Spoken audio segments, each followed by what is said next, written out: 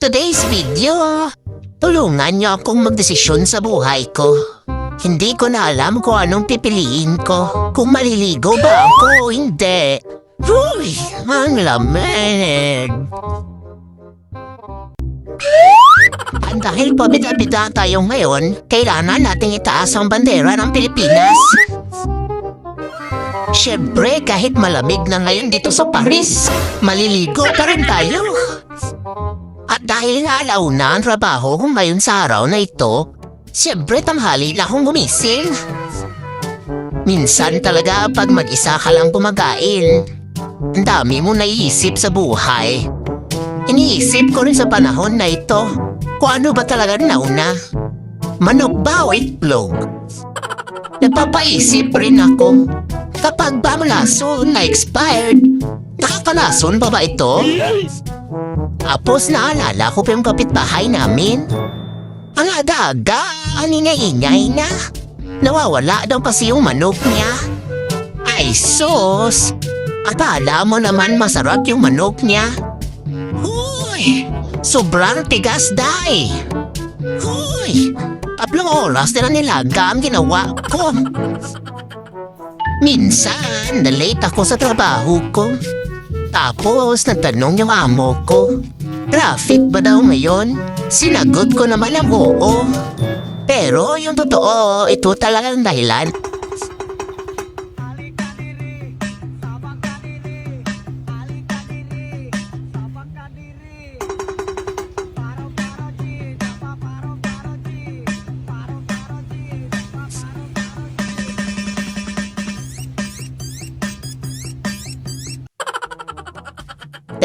Sino hindi malate sinangatrabaho man? Sa pakapanood ko ng TikTok, ito na pumapasok sa utak ko. Ewan ko na lang yan.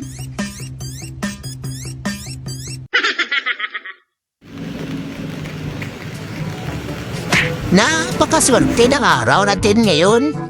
Aside sa malamig na at maulan pa ang panahon, siyempre ilalaban natin. Pasok pa rin tayo. Anyway, itong pinapasukan kong trabaho ngayong araw, malapit lang yung bahay niya sa Eiffel Tower. Kahit maulan at malamig ngayon, bigla namang uminit yung ulo ko. Paano ba naman bigla may naglabing-labing ba naman sa likod ko? Ang lakas nilang mag-inggit. Huy! Kunting lakad lang from the metro, malapit lang talaga ang bahay ng amo ko. Anyway guys, isa pala akong cleaner dito sa Paris. Itong bahay pala na nililinisan ko, 3 oras kong tinatrabaho. Bali, ang rate dito sa Paris, 12 to 15 euro per oras. Huy! Kayo na mag-convert kasi mahina ako sa math.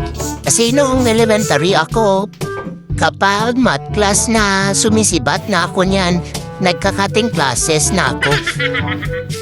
Mag-2 months pa lang ako dito sa Paris. Siguro ang natutunan ko, hindi pala talaga madali maging isang OFW. Kasi kahit pagod ka, wala ka talagang ibang opsyon. Hindi tapusin ang mga trabaho mo.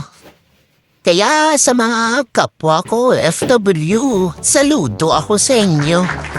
Sa pagsusumikap nyo para sa pamilya nyo. Pero minsan nakakalungkot yung sitwasyon ng ibang OFW. Kasi inaabuso sila ng mga pamilyang naiwan sa Pinas. Yung kakilala ko pa, yung asawa niyang naiwan sa Pilipinas, lustay ng pera niya. Inom lang ng inom. Kung baga, hindi iniisip ang pagod ng nagpadala. Hindi ko sinasabing ikaw yun ha? At baka natamaan ka dyan. Wala akong minensyon na pangalan. Pero ang ibig ko talagang sabihin, no? Sa mga pamilya na naiwan sa Pilipinas, dapat i-value niyo yung paghihirap nung pamilya na nagsusumikap dito sa abroad. O siya, natapos na ako maghinis at magtapon ng basura. It's another day for Euro na naman tayo ngayon. Ti, ano pa ginahulat pa? Mauli na ta. Ti, babay na